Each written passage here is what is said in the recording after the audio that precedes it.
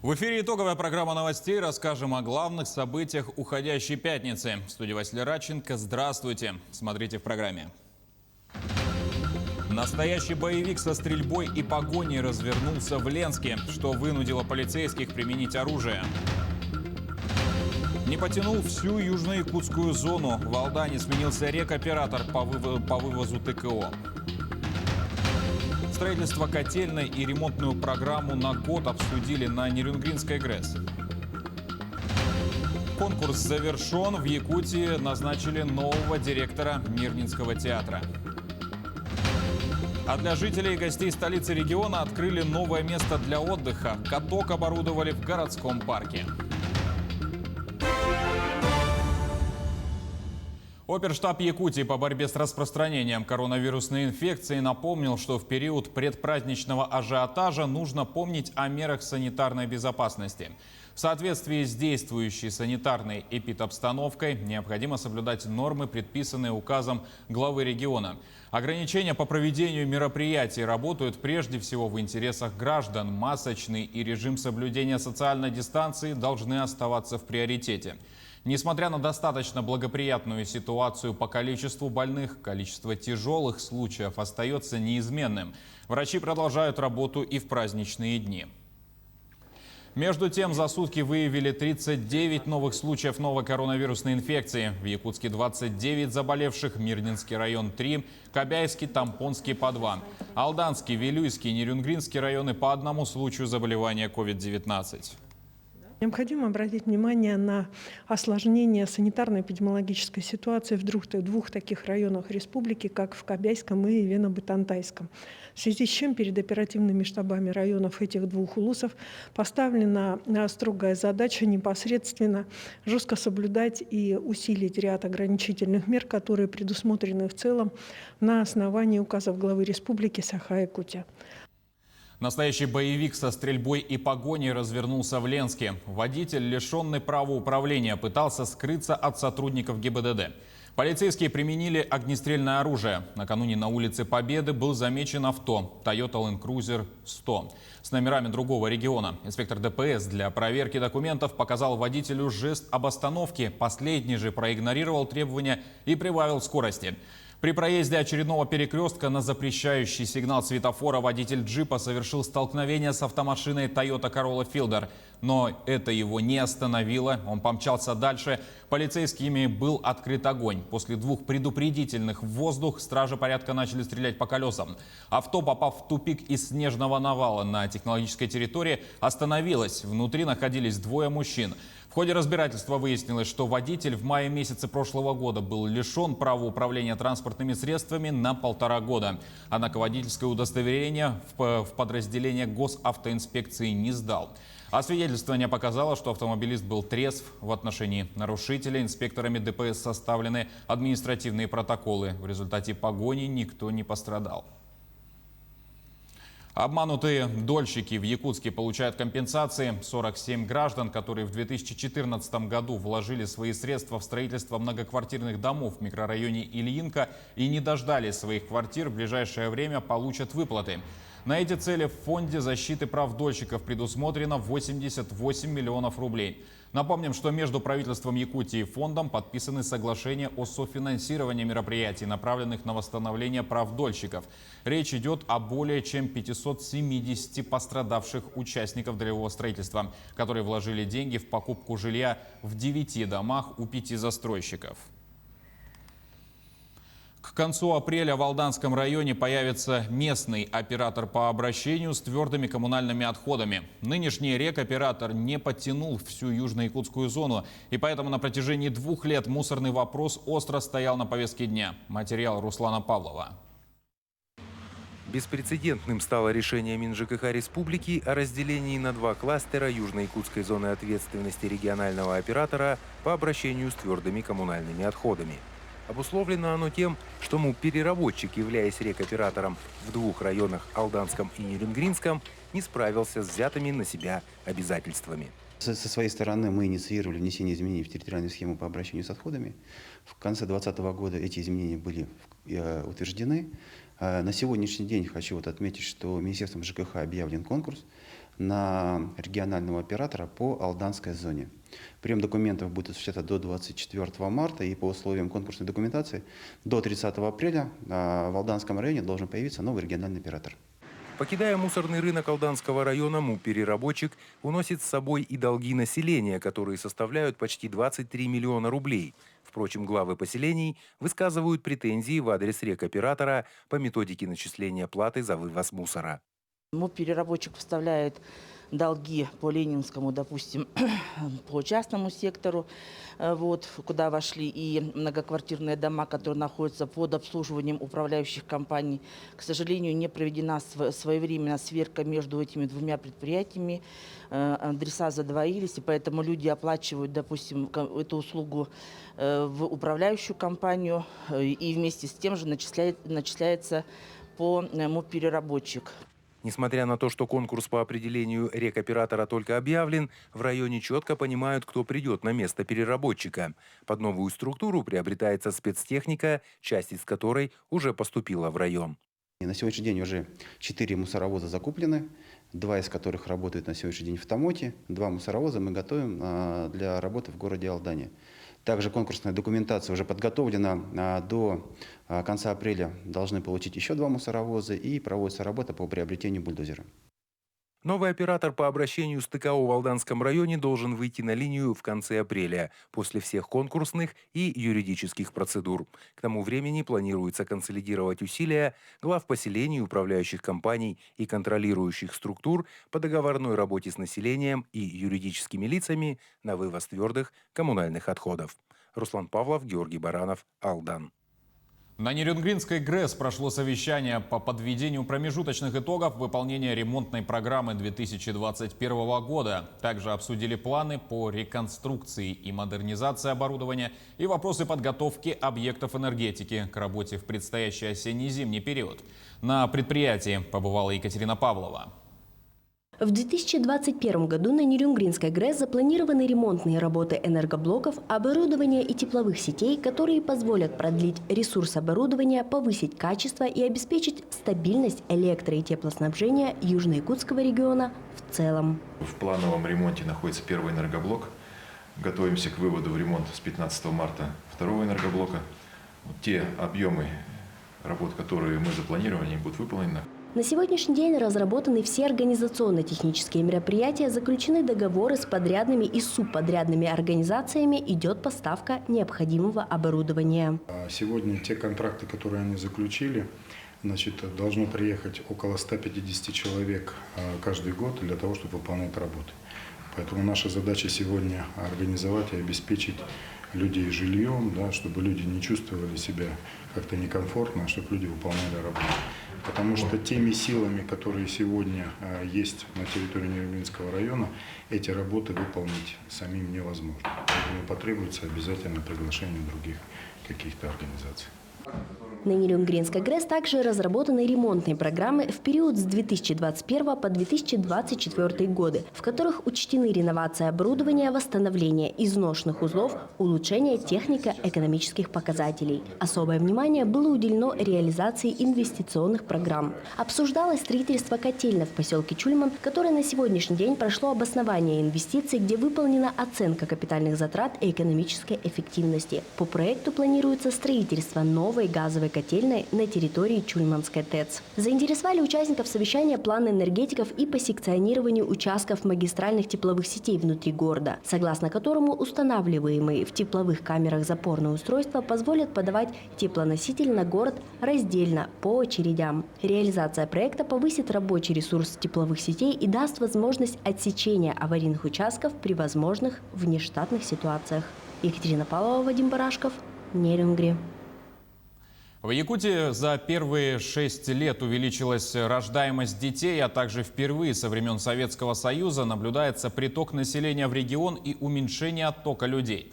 Об этом сообщил глава республики Айсен Николаев. Также, по его словам, увеличилось количество многодетных семей. По итогам прошлого года регион занимает первое место по Дальнему Востоку по уровню рождаемости, а по России 7-е место. Глава отметил, что такими темпами спустя пару лет население республики перейдет долгожданную отметку в 1 миллион жителей, а сейчас в Якутии проживает примерно 985 тысяч человек. Стали известны результаты чемпионата Обилимпикс 2021. Сегодня в Якутске в Центре опережающей профессиональной подготовки прошло торжественное награждение победителей регионального этапа чемпионата по профессиональному мастерству среди инвалидов и лиц с ограниченными возможностями здоровья. Соревнования прошли в Якутске и Нерюнгри по 24 компетенциям в 3 возрастных категориях. С 1 по 5 марта участие приняли порядка 145 конкурсантов. Было задействовано 120 экспертов и около 60 волонтеров. Победители наградили медалями, дипломами, а также планшетами, наборами ключей, аудиосистемой и не только. Первый раз участвую в визаже, именно в компетенции визаж. А так, нет, не тяжело. Я красила людей. Я хочу открыть свой салон красоты. Вообще я хочу стать косметологом. И хобби, как визаж. Алданскую библиотеку закрыли на ремонт. Ранее мы сообщали, что учреждение станет отвечать современным требованиям и запросам пользователей, так как там произведут модернизацию. Сотрудникам библиотеки помогают студенты Алданского политехникума. На время работ все информационно-библиографические услуги предоставляются в удаленном режиме. Желающим читать электронные книги или слушать их аудиоварианты представлен бесплатный доступ к электронной библиотеке Литрес. Для регистрации необходимо иметь прописку в Алданском районе. Кроме этого, в райцентре будут организованы точки чтения и пункты буккроссинга, где также можно будет выбрать интересную литературу. Назначен новый директор Мирнинского театра. Им стал режиссер из Калуги Константин Солдатов. Напомним, что правительство региона проводило открытый конкурс на эту должность. В своей презентации Константин неоднократно говорил, что планирует вернуть в репертуар театра, где преимущественно царила новая драма, постановки по отечественной классике, спектакли для детей и подростков, и подобным материалам усилит репертуар. Это отметил премьер правительства республики Андрей Тарасенко. Сообщается, что к участию в конкурсе из 7 претендентов, подавших документы, было допущено 6 кандидатов, а в финал прошли 3. Исполняющий обязанности мэра Якутска Евгений Григорьев посетил выставку народных мастеров, которая сегодня проходила в столице. Мероприятие организовано в рамках празднования Дня народного мастера Якутии. Так, свои работы представили более 300 ремесленников из 26 муниципальных образований.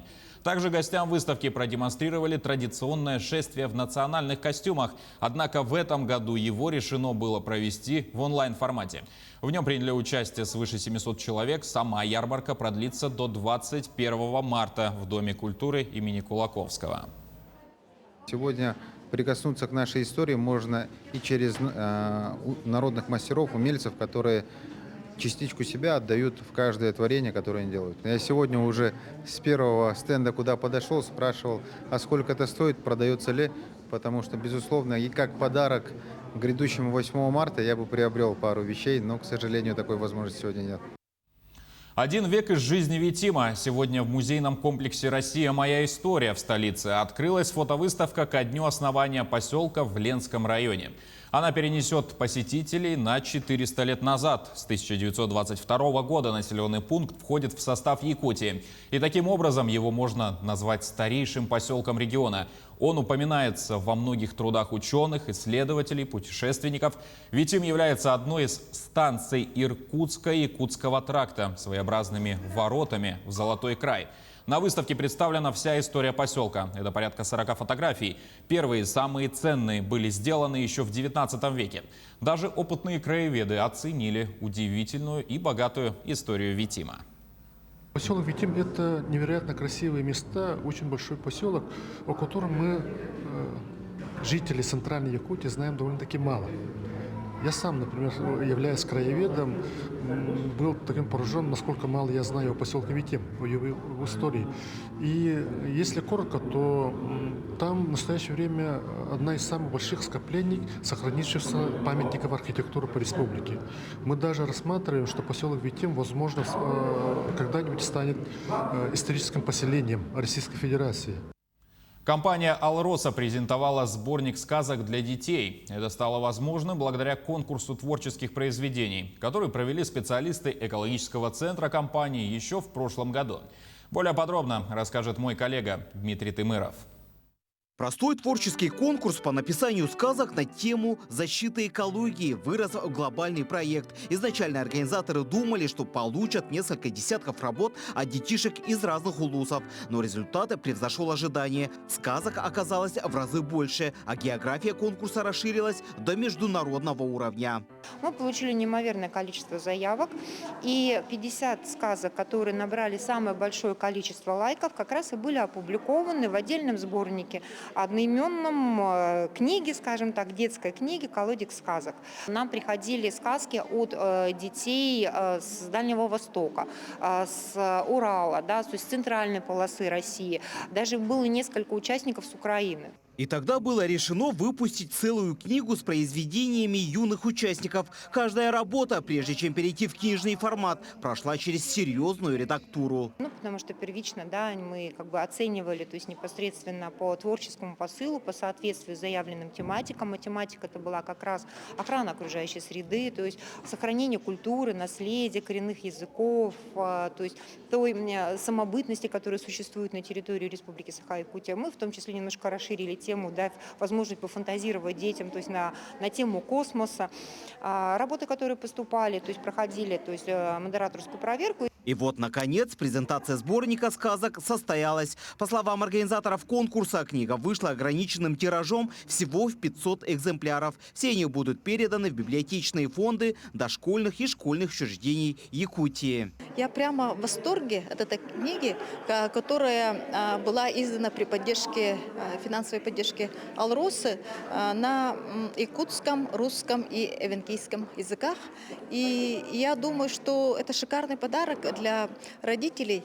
Уже в будущем компания будет дополнительно тиражировать издание этой книги на 2 языках. 200 экземпляров на эвенкийском и 200 на якутском языках. Мы, конечно, хотим, чтобы это было переведено и на юкагирский, венский, чукотский, долганский языки, те, которые у нас являются официальными языками. Да? И вообще надо сказать, что, вот, как я уже говорила, да, именно крупные компании, имеющие возможность вот таким вот образом поддерживать нематериальную культуру коренных народов Севера, да, а сохранять интерес к этим языкам, чтобы они абсолютно не пропали, да, это очень большое дело. Компания «Алроса» намерена и в дальнейшем проводить подобные конкурсы, чтобы воспитывать у подрастающего поколения любовь к природе, стремление защищать экологию и в то же время сохранять свои традиции и родной язык. Напомним, что «Алроса» направляет на социальные проекты Якутии ежегодно 10 миллиардов рублей и 6 миллиардов рублей на экологию и природоохранную деятельность. Дмитрий Тымыров, Семен Семенов, Якутск. Праздник «День оленевода» в селе Енгра Нерюнгринского района впервые проходит в онлайн-формате. Вместо привычных гонок на оленьих упряжках в селе проходят различные конкурсы, на которых побывал Сергей Козюра. Аятку Эванну, что переводится как «лучшая эвенкийка». 9 участниц конкурса демонстрировали свое знание родного языка, национальные костюмы и умение проводить обряды. Раньше у нас было аякчан называется, лучшие из девушек. То есть и в этом году мы решили как-то разнообразить и вот этот конкурс 50+ женщины. Конечно же, мы думаем о том, что скоро знатоки нашей эвенкийской культуры, носители языка, они уже уже пожилые женщины, да, и мы хотим их снять, и чтобы это осталось с нами, это смотрели наши дети и внуки. Также в программе конкурса было посещение оленеводческого стойбища, где каждая из участниц должна была продемонстрировать визитную карточку, рассказав о себе на родном языке. Здорово, Геркил, здорово, Маатал. Минду тунгадярджур ангнани. Гарбим мини Андреева Тамара Федоровна. Минду нюгунджар джур ангани чибихим. Джанна дандукки Благодаря онлайн-формату образовался компетентный состав жюри, в который вошли представители городов Санкт-Петербурга, Москвы, Якутска и Нерюнгри. Уже в ближайшие дни будет названа лучшая из лучших эвенкиек. Сергей Козюра, Нерюнгри. Известный блогер и путешественница Марина Галкина отправляется в очередное турне по Якутии.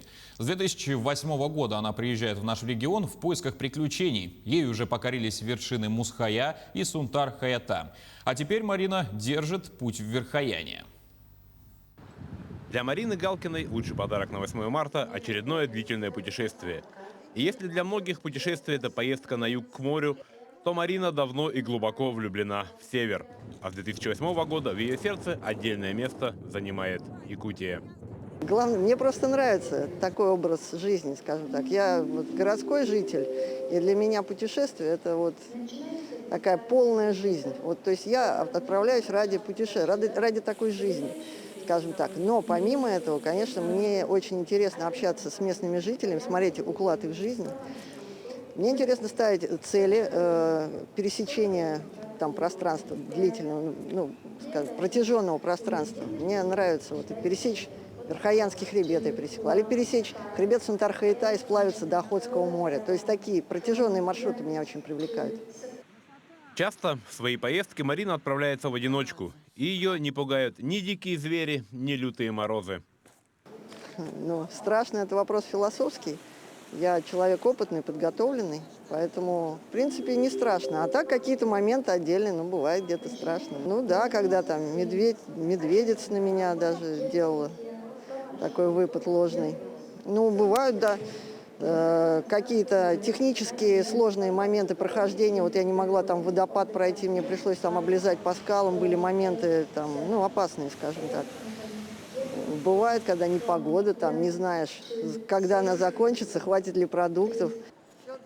Сейчас Марина отправилась в очередное путешествие по Якутии. Впереди ее ждет 200 километров тайги, которые путешественница собирается преодолеть на лыжах. План дойти до Ириады с Василием. Это вот жители озера Дибалах. Они живут в труднодоступном районе, и к ним у них никакой связи даже нету с цивилизацией. 200 километров пути по тайге, перевалы, тундра где-то горная. Вот хочу к ним дойти, посмотреть, как они живут вот в зимний период. Потому что была у них летом, теперь хочу зимой к ним прийти. Для полного ощущения счастья Марине надо немного. Большой рюкзак, пара лыж, санки да дальняя дорога. И все это она в избытке находит у нас, в Якутии. Александр Хавренко, Григорий Охлопков, Якутск. Якутяне стали больше времени проводить на открытом воздухе. Связано это не только с приходом весны, но и с открытием новых мест отдыха. На одном из них побывал Петр Васильев. В столичном парке культуры и отдыха в тестовом режиме начал работу каток под открытым небом. Спортивный объект создали в рамках Года здоровья, объявленного главой республики Айсеном Николаевым. Как отмечают создатели, вдохновением послужили открытые катки в крупных городах страны. Я вдохновился тем, что в больших городах, например, в Москве, да, в парке Горького, есть похожие катки. В парках с деревянными заборами и протяженные, длинные и узкие. И хочу, чтобы Якутск тоже развивался и был похож на большие города. Каток будет работать с 10 утра и до 10 вечера. Для посетителей здесь также откроют прокат. Для взрослых тариф составит 150 рублей. Для детей 100 рублей. Вход со своими коньками также будет платным и обойдется вам в 100 рублей. Каток расположили на центральной аллее. От главного входа и до фонтана. Целых 126 метров ледового покрытия. Помимо этого, как обещают организаторы, в ближайшее время здесь появятся лавочки для того, чтобы перевести дух, а также оборудуют точку продажи горячих напитков.